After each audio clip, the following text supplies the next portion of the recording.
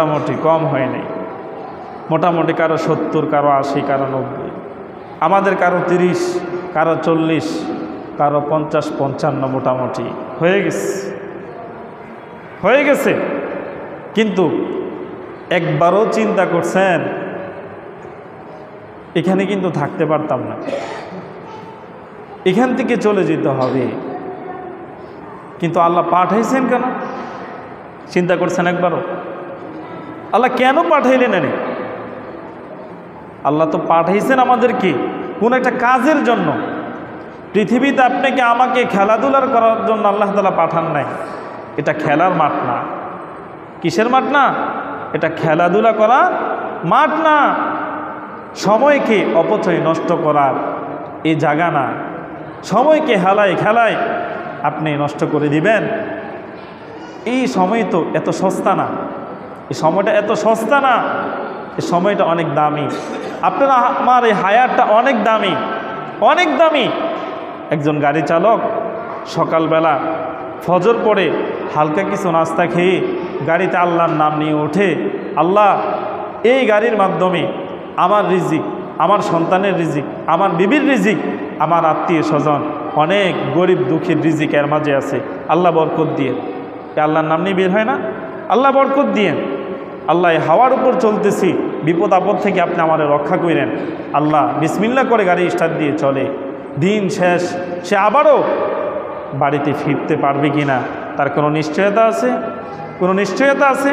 কোনো নিশ্চয়তা তার নাই। আমি আপনিও রিজিকের তাগিদে জীবিকা উপার্জনের জন্য অফিস আদালতে কত না কত কর্মস্থলে আমরা ঘুরতেছি, সময় কত নষ্ট করতেছি দুনিয়ার ঘর সাজানোর জন্য, দুনিয়ার সন্তানকে খুশি করার জন্য, দুনিয়ার বিবিকে খুশি করার জন্য, দুনিয়ার মানুষের কাছে বড় হওয়ার জন্য।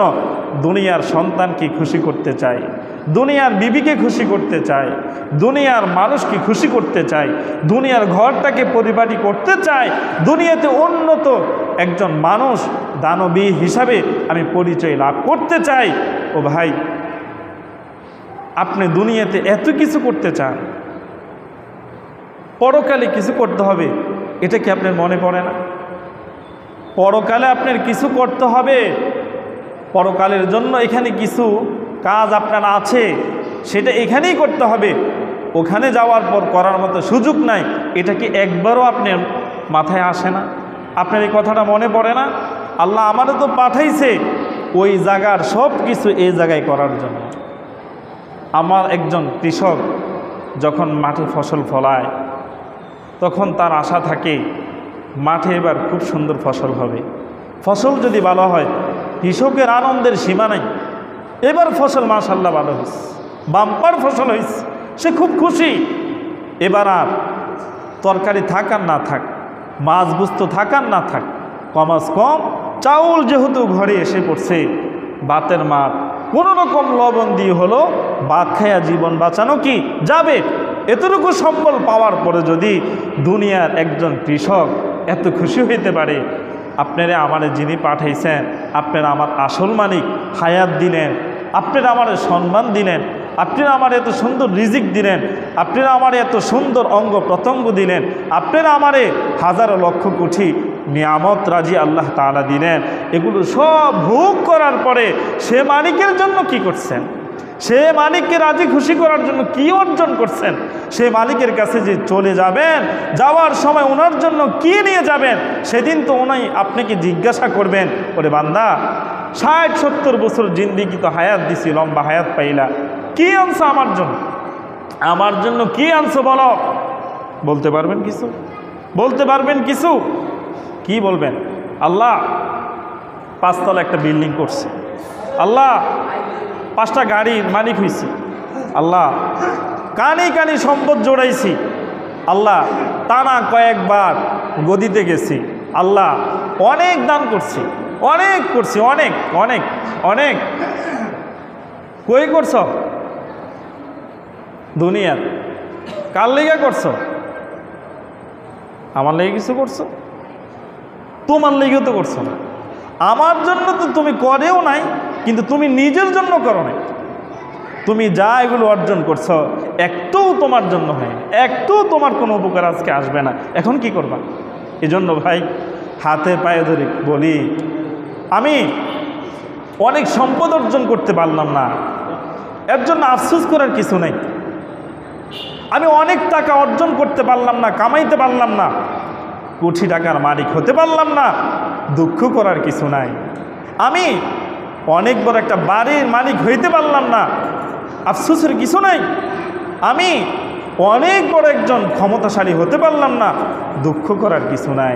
আমি অনেক বড় ভালো একটা ডিগ্রি অর্জন করতে পারলাম না, ফার্স্ট একটা রেজাল্ট আমি অর্জন করতে পারলাম না, এর জন্য আফসোসের কিছু নেই। আরে তুমি দুনিয়াতে একটা বিল্ডিংয়ের জন্য, একটু জমির জন্য, একটু অর্থের জন্য, একটু সম্মানের জন্য তুমি যদি এত আফসোস করতে পারো, এতটা নিজেকে ছোট মনে করতে পারো, তোমার মূল্য তো এই জিনিসের তুলনায় অনেক বেশি। তুমি তো এগুলোর গোলাম না, এগুলো তোমার গোলাম। তুমি তো অনেক দামি, তুমি অনেক দামি, তুমি আশরাফুল মাখলুকাত, মাখলুকের মাঝে সর্বশ্রেষ্ঠ মাখলুক তুমি। এগুলো তো তোমার চাইতে অনেক সস্তা, এগুলোর চাইতে তুমি অনেক দামি। পৃথিবীতে তুমি বাচ্চা হতে পারো নাই, তুমি আফসোস করো আমি একটু বাচ্চা হতে পারি নাই, আমি রাজা হতে পারি নাই। তুমি কি জানো, তুমি যদি একজন রিক্সা চালকও হও, তুমি ঠেলা গাড়ির একজন ড্রাইভারও হও, তুমি তো 10 দুনিয়ার সমপরিমাণ একজন বাচ্চা। সুবহানাল্লাহ। আল্লাহ তাআলা সর্বশেষ যাকে জান্নাত দিবেন সে 10 দুনিয়ার সমপরিমাণ একটা জান্নাতের মালিক হবে। তো দুনিয়ার এই বাদশাহী, এই দুনিয়া, এই ধন দৌলত কোনো মূল্য নেই, কোনো মূল্য নাই। এজন্য বলা হয় লিকাইলা তাসাউ আলা মা ফাতাকুম, যা তোমার অর্জন হয় নাই, চলে গেছে, আফসোস করার কিছু নেই, আফসোস করার কিছুই নেই। ওয়ালা তাফরাহু বিমা আতাকুম, আর যা তুমি পেয়েছো তাতে খুশি হওয়ারও কিছু নেই। যা হারিয়েছো আফসোস করার কিছু নেই, যা তুমি পেয়েছো পাওয়ার পরে খুশি হওয়ারও কিছু নেই। তার কারণ ক্ষণিকের মালিক। কিসের মালিক? ক্ষণিকের মালিক। তো ভাই ক্ষণিকের মালিক, ক্ষণিকের মালিক হয়ে যদি অমর মালিকের মতো চিন্তা ধারণা আপনার আমার হতে পারে, যিনি সবচেয়ে চিরঞ্জীব আল্লাহ, ওনার ক্ষমতা সম্পর্কে আপনার জানা দরকার না? উনি কি আপনার মতো এত গৌরব করে? উনি কি আপনার মতো এত দাপটি দেখান? উনি কি আপনার মতো এত অহংকারী করেন? উনি কি আপনার মতো এত বড় বড় কথা বলেন? উনি কি আপনার মতো দম্ভবর পৃথিবীতে চলেন? উনি কি আপনার মতো পৃথিবীর মানুষের উপর জুলুম করেন? না। উনি যদি এত বড় ক্ষমতাশীল হওয়ার পরে সবচেয়ে বেশি দয়ালু হতে পারেন, সবচেয়ে করমওয়ালা হতে পারেন, সবচেয়ে রহমওয়ালা হতে পারেন, সবচেয়ে বড় মায়াওয়ালা হতে পারেন, আপনারে আমারে কোন জিনিস আটকেছে? মানুষের প্রতি দয়াশীল হতে, মানুষের প্রতি সাহায্যকারী হতে, মানুষের প্রতি মায়া মহব্বত ভালোবাসার ফেরিওয়ালা হতে কোন জিনিস আপনাকে আমাকে আটকেছে? হ্যাঁ আটকেছে, আটকেছে আপনার আমার বিবেক। আপনার আমার বিবেক শয়তান এর মাঝে প্রস্রাব করছে, শয়তান দুনিয়ার লোভ তার মাঝে ঢুকাইয়া দিছে, শয়তান আপনার আমার দুনিয়া পাগল বানাইয়া দিছে, দুনিয়ার ভালোবাসা মহব্বত লালস তার ভিতরে ঢুকাইয়া দিছে। ওরে মুসলিম, তুমি তো একটা জাহাজের মতো, মুসলিম একটা জাহাজের মতো। জাহাজ চলে, বসবাস করে সমুদ্রে অনেক পানিতে, কিন্তু জাহাজের ভিতরে পানি কোনোভাবেই প্রবেশ করতে পারে না। কিন্তু জাহাজ পানিতে ডুবও না, পানিতে বসবাস করে, পানিতেই চলে, জীবন তার পানিতেই সে বাঁচায়, সেই সাগর নদীতে। কিন্তু জাহাজের ভিতরে পানি কোনোভাবেই ঢুকতে পারে না। মুসলিম তো পৃথিবীতে চলবে জাহাজের মতো, পৃথিবীর লোভ লালসা মায়া মহব্বত ভালোবাসা ভিতরে ঢুকতে দিবে না, কিন্তু পৃথিবীতেই থাকবে, পৃথিবীতেই থাকবে জাহাজের মতো, দুনিয়ার লোভ ভিতরে ঢুকাবে না, জাহাজের মতো পানিতেই থাকবে। আমরাও দুনিয়াতে থাকবো, কিন্তু দুনিয়ার মহব্বত ভালোবাসা লোভ লালস এগুলো ঢুকতে দিব না। হ্যাঁ, সমুদ্রে নৌকাও কিন্তু চলে, নদীতে নৌকাও চলে, কিছু পানি কিন্তু জোর করে নৌকার ভিতরে ঢুকে যায়। যখন ঢুকে দিন শেষ, সময় শেষে মালিক ভিতরে থাকতে দেয় না, এটাকে ফেলে দেয়। নৌকার ভিতরে যখন পানি জমে কেউ থাকতে দেয়? নৌকার ভিতর থেকে পানি কিন্তু ফেলে দেয়। কেন? এই পানি যদি নৌকাতে থাকে আরও জমে, নৌকা ডুবে যাবে। তো তুমিও পৃথিবীতে থাকবা, পৃথিবীতে বসবাস করবা। নৌকা ভেদ করে যেমন সমুদ্রের কিছু পানি নৌকাতে ঢুকে যায়, দুনিয়ায় চলতে গেলে দুনিয়ার কিছু লোভ লালস তোমার ভিতরে ঢুকবে জোর করে, কিন্তু ওই দিন শেষ মাঝি যেমন ফেলে দেয়, তুমিও দুনিয়ার লোভ লালস ঠিক তেমনি ফেলে দাও, ভিতর থেকে সরিয়ে দাও, দেখবা ইনশাআল্লাহ তুমি সফল, তুমি সফল। এজন্য আমাদেরকে প্রথমত একটা লোভ লালস এই জিনিসটাকে খতম করতে হবে। একমাত্র সবচেয়ে বেশি যে জিনিস আপনার আমার পাওয়া দরকার সেটা হলো আপনার আমার রব আপনার আমার প্রতি রাজি আর খুশি আছেন কিনা, এটা আগে দেখতে হবে। আল্লাহ আপনার আমার প্রতি যদি রাজি আর খুশি থাকেন, অন্য জিনিস রাজি খুশি থাক বা আর নাই থাক, আপনার আমার কোনো সমস্যা নেই, আর সমস্যা নেই। তার কারণ যিনি আমার পক্ষে থাকা দরকার, যিনি আমার প্রতি খুশি হওয়া দরকার, তিনি যদি খুশি থাকেন, রাজি থাকেন, বাকি খুশি থাকলে কি আর না থাকলে কি। আর যিনি খুশি থাকা আর রাজি থাকার, তিনি আপনি আমার প্রতি নারাজ, বাকি সবাই রাজি খুশি, এতে চার আনার কোনো মূল্য নাই, চার আনার কোনো মূল্য নাই। তার কারণ পৃথিবীর সব মানুষ আপনাকে আমাকে বাহবা দিবে, সব মানুষ প্রশংসা আপনি কুড়াতে পারবেন, সব মানুষ আপনাকে অনেক বড় উপাধি দিতে পারে, কিন্তু রব যদি বলে তার চার আনার মূল্য আমার কাছে নাই, আপনার আমার কোনো ভ্যালু নেই, আপনার আমার কোনো দামই নেই। তাহলে দুনিয়ার মানুষ, আমি সৎ পথে চলতে গেলে, সৎ কথা বলতে গেলে, আমি সতের উপর থাকতে গেলে, আমি হকের উপর থাকতে গেলে, হক কাজ করতে গেলে কে আমারে কি বলল, কে না বলল, এটা দেখার সময় নাই। তার কারণ একটু চিন্তা করেন, যে মানুষগুলো নিয়ে চলেন সকাল থেকে সন্ধ্যা, আপনি যখন সন্ধ্যাবেলা বন্ধুবান্ধব ছাইরা বাসাতে ঢুকেন, একজনও কি রাতে আপনার সাথে ঘুমায়? সকাল থেকে সন্ধ্যা পর্যন্ত যত বন্ধু বান্ধব নিয়ে ঘুরলেন, মনের সুখে পকেটের টাকা উড়াইলেন, বন্ধু বান্ধবদের খাওয়াইলেন, নিজেও খাইলেন, দিন শেষ আপনি বাসাতে প্রবেশ করলেন, রাত্রে যখন লাইট ফ্যান সব বন্ধ করে ঘুমাইলেন, অন্ধকার হয়ে গেল, চিন্তা করেন তো ওইখানে কতজন বন্ধু আপনার আছে। এরপর আরেকটু চিন্তা করেন, ধরেন এখন আপনার মওত হয়ে গেছে, কি হয়ে গেছে? মওত হয়ে গেছে, মৃত্যুবরণ করছে। মসজিদের মাইকি মুয়াজ্জিন সাহেব এলান দেওয়া শুরু করছে, অমুক পাড়ার অমুক আর দুনিয়াতে নাই, ইন্না লিল্লাহি ওয়া ইন্না ইলাইহি রাজিউন। মৃত্যুর সংবাদ প্রচার হচ্ছে, পৃথিবীবাসী জানছে অমুক আর পৃথিবীতে নাই, অমুক আর পৃথিবীতে নাই।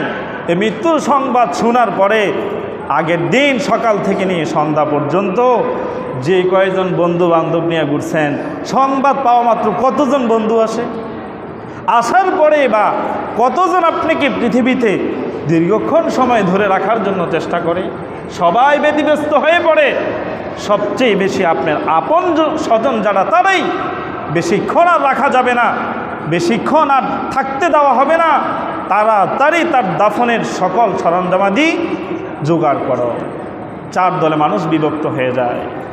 আপনাকে দাফন দেওয়ার জন্য একদল চলে যায় বাজারে কাফন আনার জন্য, আরেক দল চলে যায় ওই বাঁশবাগানে বাঁশ কাটার জন্য, আরেক দল চলে যায় আপনাকে আমাকে শেষ গোসল দেওয়ার জন্য, গরম পানি করার জন্য, আরেক দল চলে যায় আপনার আমার সবচেয়ে বড় দামি ঘর, আসল ঠিকানা সেই বাঁশবাগানে পুকুর পাড়ে নীরব নির্জন অন্ধকার পোকামাকড়ের একটা ঘর, যার নাম হলো কবর, সেই কবর খনন করার জন্য। বাজার থেকে কাফন চলে আসছে, আপনার আমার গোসল দেওয়ার পানি গরম হয়ে গেছে, গোসলখানাও তৈরি হয়ে গেছে, আর দেরি নাই, গোসল দিয়ে ফেলছে, কাপন ফরিয়ে ফেলছে, কবর খনন হয়ে গেছে। আপনার আমার যে লাশটার নাম ছিল এর আগের দিন অম্মক সাহেব, কিন্তু ওই দিন আর কেউ সাহেব বলে না, নামতেই তো চলে গেছে লাশ। এখন এই মানুষটার নাম হয়ে গেছে লাশ, নাম কেউ বলে না। লাশটা ধরো, লাশটা রাখো, লাশটা ঢাকো, লাশ দাফন হলো, লাশ দাফন করব, এই কথাই তো বলে। বলে না তো আব্দুল খালেক ভাইকে দাফন করি, আব্দুল খালেক ভাইয়ের লাশটা এখানে রাখি, আব্দুল খালেক ভাইকে কাফন দেই, আব্দুল খালেক ভাইকে গোসল দেই, এটা কেউ আর বলে না। তখন বলে আমি লাশ গোসল দেই, তখন বলে লাশকে কাফন পরাই, তখন বলে লাশকে আমি দাফন দেই। ও ভাই, দুনিয়াতে আসার পরে 7 দিন যখন বয়স হলো, দুনিয়াবাসী বাপ মামিরা কত আদর যত্ন, কত সুন্দর আপ্যায়ন কইরা একটা নাম রাখছে আপনার আমার। এত সুন্দর এই নামটাই পৃথিবীবাসী সর্বপ্রথম মুছে দিছে। আপনার আমার আর কে আপন আর কি হবে, নামেই তো মানুষ মুছে দিছে পৃথিবীতে থাকতে। কিসের অহংকারী করবেন, কিসের গৌরব দেখাবেন, কিসের দাপট আপনি দেখাবেন? পৃথিবীতে আত্মাটা শুধু দেহ থেকে পৃথক হতে দেরি, আপনার আমার নামটা ভুলে যেতে আর মুছে যেতে দেরি হবে না, আর দেরি হবে না। কিছুক্ষণ পরেই তো মানুষগুলা জানাজার জন্য সারিবদ্ধ হবে। জানাজা পড়ানোর পরে আত্মীয় স্বজন ঘনিষ্ঠ যারা 40 কদম মাপবে, এরপরে দ্রুত বেগে ছুটবে কবরের দিকে। সেখানে গিয়ে কবরের পশ্চিম পাশে খাটিয়ানা রাখবে, উপরে 2 জন অথবা 3 জন, কবরের ভিতরে দ্রুত গতিতে 2 থেকে 3 জন মানুষ ঢুকে যাবে। তারা হুড়া করে খাটিয়ানা থেকে আপনাকে আমাকে আসল বাড়ি সেই কবরেই নামিয়ে দিবে। কিছুক্ষণ পরেই বলবে একজন হুজুর দাঁড়িয়ে, আপনারা সবাই পড়েন মিনহা খালাকনাকুম ওয়া ফিহা নুঈদুকুম ওয়া মিনহা নুখরিজুকুম তারাতান উখরা। সবাই দোয়া পড়েন। এরপরে কিছুক্ষণ পরে বাস দেওয়া হবে। বাস দেওয়ার পরে চাটাই সেখানে বিছানো হবে। চাটাইটা বিছানোর পরেই তো একটা মুহূর্ত কেউ আর দেরি করবে না। আপনার সন্তান এ চিন্তা করবে না বাবাকে মাটি দিতেছি, ভাই চিন্তা করবে না ভাইকে মাটি দিতেছি, কেউ বন্ধু চিন্তা করবে না বন্ধুকে মাটি দিতেছি। একটা মুহূর্ত আর কাল বিলম্ব করবে না। সাথে সাথে তারা চাটাই বিছানোর পরে মাটিগুলো কবরের মাঝে ফেলা শুরু করবে। মাটি সজোরে দিতে থাকবে আর ওইদিকে দোয়া পড়তে থাকবে মিনহা খালাকনাকুম ওয়া ফিহা নুঈদুকুম ওয়া মিনহা নুখরিজুকুম তারাতান উখরা। এই কথা বলে বলে মাটিগুলো দিয়ে দিবে।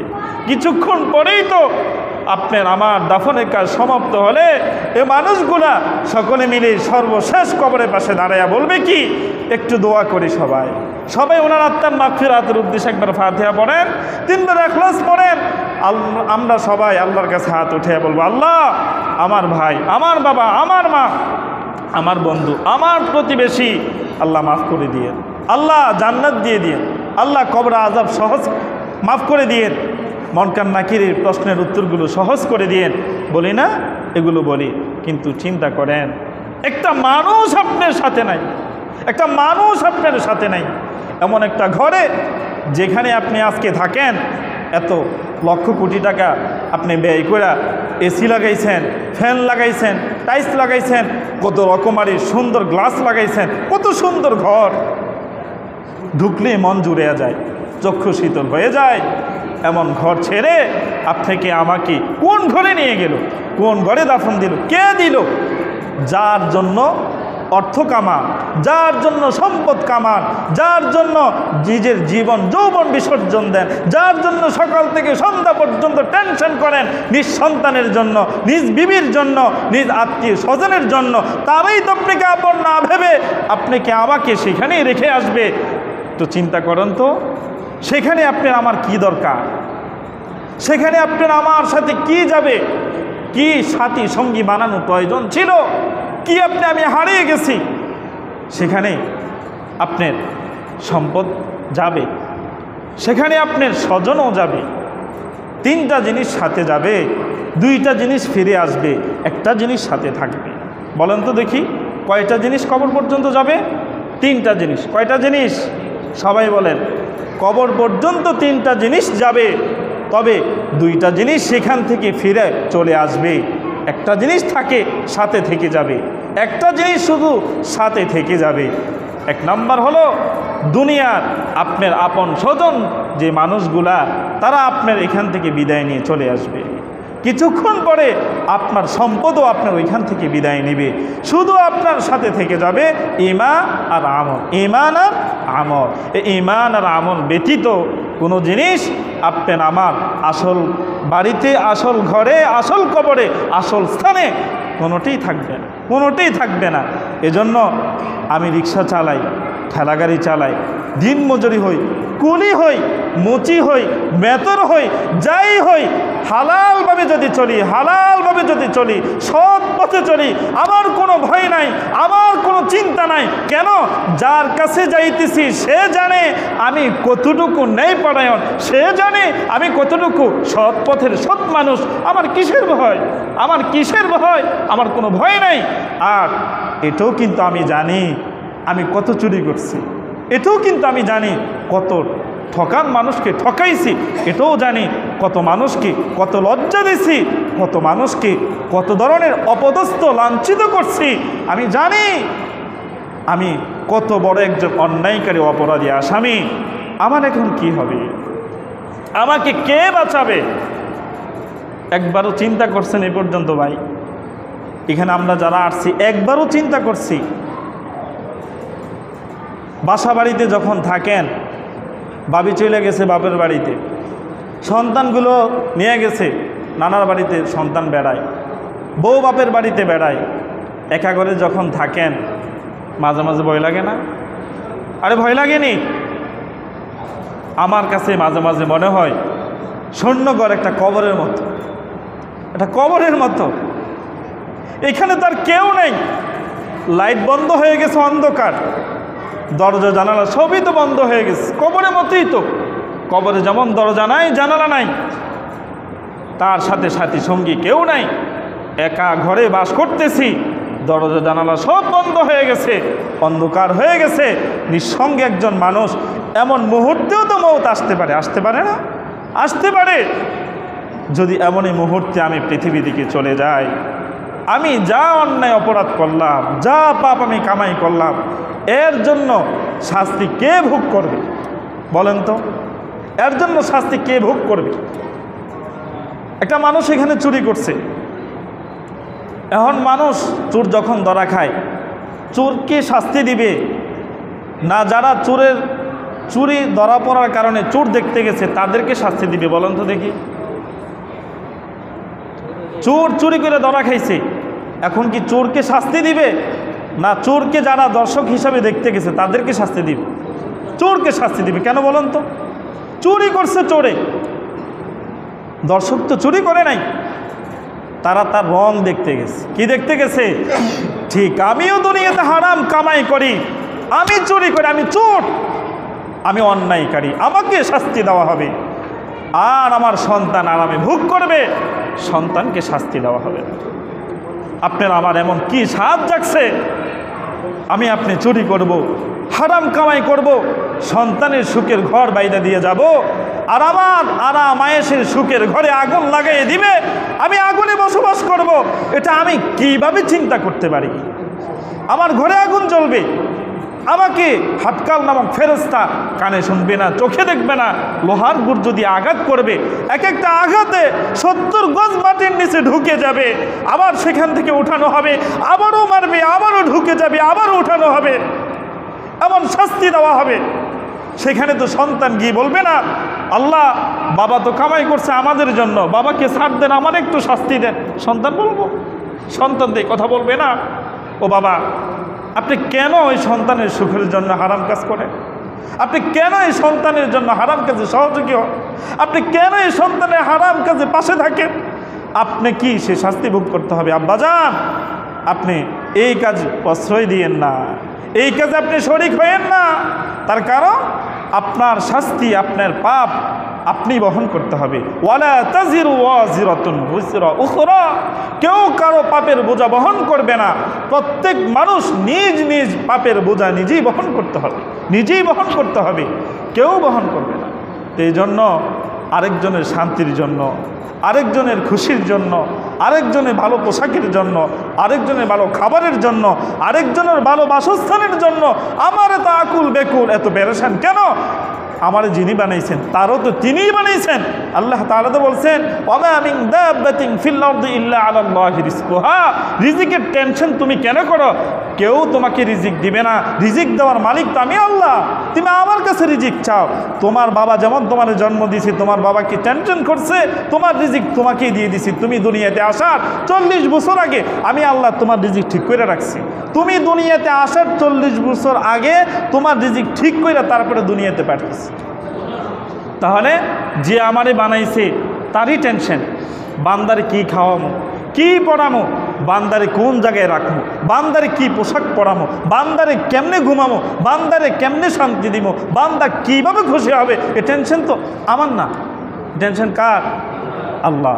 কিন্তু এই টেনশন আল্লাহর আমরা করতে দিই না। এখন আল্লাহ তাআলাকে এই টেনশন করতে আমরা দেই না। এখন এই টেনশনটা আমরা করি। আমার সন্তানের কি হবে, আমার বিবির কি হবে, আমার বাবার কি হবে, আমার বাড়ির কি হবে, আমার ব্যবসার কি হবে, হাইরে আমার এ সহায় সম্পদ, এ কোটিপতি, এ অট্টালিকার কি হবে, এ আফসোস করতে করতে করতে শেষ। তো দুনিয়াতে থেকে যাবে, আপনি তো দুনিয়াতে থাকবেন না, কি নিয়ে যাবেন?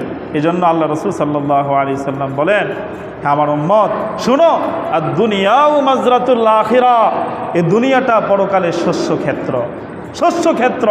এখানে কিছু ফলাও, এখানে কিছু কামাও, এখানে কিছু সঞ্চয় করো, তাহলে কাজে লাগবে।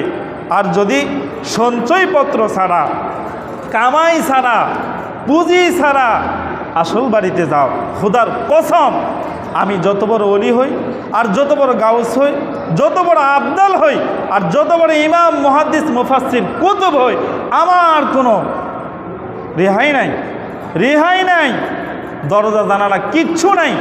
কি মাইন্ড যে চলবো আল্লাহই ভালো জানে। চিৎকার করব, বাঁচাও, আল্লাহকে বলবো ছেড়ে দাও, আল্লাহ আর করব না, আবার যাওয়ার সুযোগ দাও। আল্লাহ বলবো আমি কামলাটা চিনি, কি কামান যে তুমি কামাই আইছো, তোমার দ্বিতীয়বার আবার পাঠাইলে কি কামাই করবা তুমি, এটাও আমি জানি। আর সুযোগ নাই, সেদিন আফসোস করব।